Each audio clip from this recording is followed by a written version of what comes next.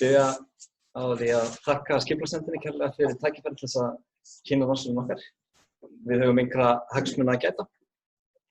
Hérna er svona heimatilbúin mynd af blóðströmmkerfinu sem að ég dundaði mér við áður en ég byrjaði á kantasólinu og hafði þess meiri frítíma.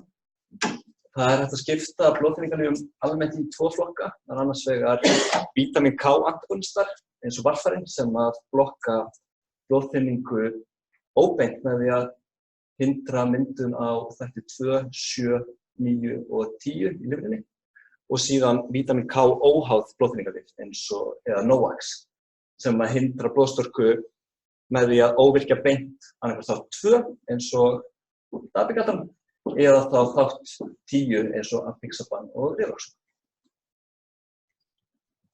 Meltingarvegsblæðingar eru helsti fylgikvilli blóðþynningar meðferðar og þó að þessi urmullar rannsóknir sem hafa borið saman meltingarvegsblæðingar milli varfarin og NOACs, þá er enn óljóst hvaða NOACs-lyf er með minnstu eða mestu blæðingarhættuna.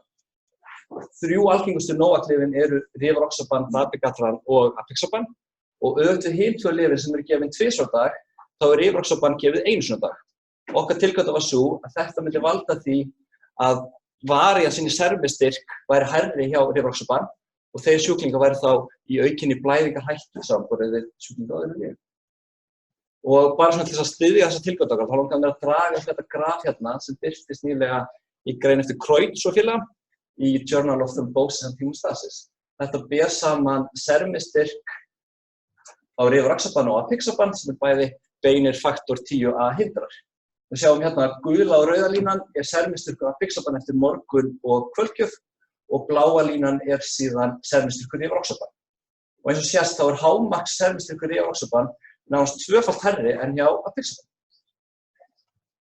Markmið rannsóknarinnar var að bera saman tíðni meltingarvegsblæðinga hjá sjúklingum á rivaroxaban og sameiginlegum hóp sjúklinga á annaðhvort apixaban eða dabigatran og við slóum saman apixaban og dabigatran til þess að fá aukið tölfræðilegt afl og líka það sem að passaði við okkar tilgátu.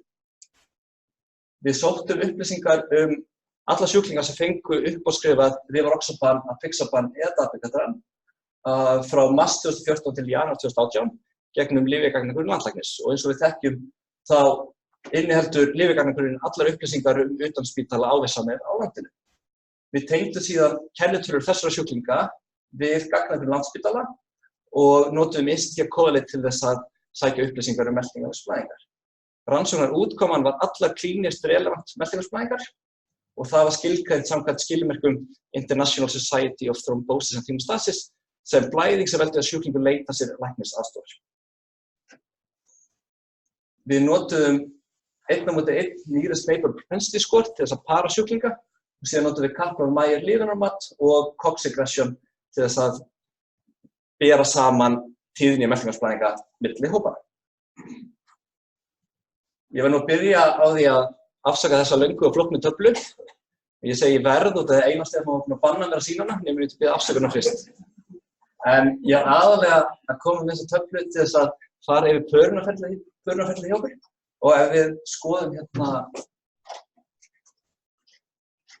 þið sjáum þetta, já, það ef við skoðum hérna dálkinn lengst til vinstri, þá sjáum við þær breytur sem við pörum fyrir, það er að segja aldri, kyni, tjaldsvaskskor, orðlagtikkorlítina íviti, sem því einfaldlega hvort að sjúklingur var að taka einhver blóðþynningarlyf munn áður en rannsóknin hófst.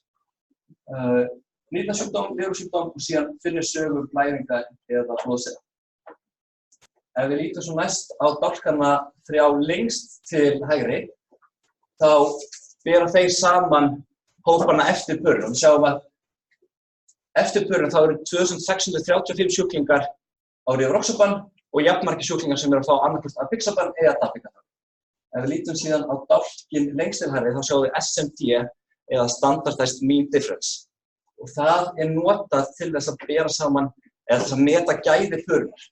Almennt er talað SMD undir 0,1 sé ákjósanlegt og við sjáum að fyrir okkar breytur þá er allar breytur með SMD undir 0,1 nema aldur sem er 0,108. Svo við getum ályktað að pörunarferlið hafi gefið mjög samanburðarhæfa hópa. Hérna er sem tafla sem að sýnir fjölda meltingarvegsblæðinga á hver 100 sjúklingar hjá rivaroxaban-hópnum og síðan apixaban-hópnum, bæði fyrir og eftir pörun.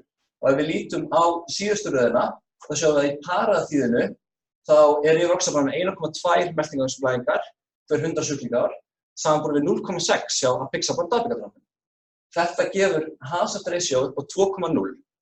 Því þegar sjúklingar sem eru að fá rivaroxaban eru í tvöfaldri áhættu að fá blæðingar samanborið við sjúklinga á hinum veginum. Og síðan ef við skoðum allt þýðið á þess að nota nokkra pörun eða einhverjum flóknar tölfræðiaðferðir, þá rivaroxaban samt með marktækt hærri meltingarvegsblæðingar. Hazard ratio aðeins lægra en það er samt 1,75.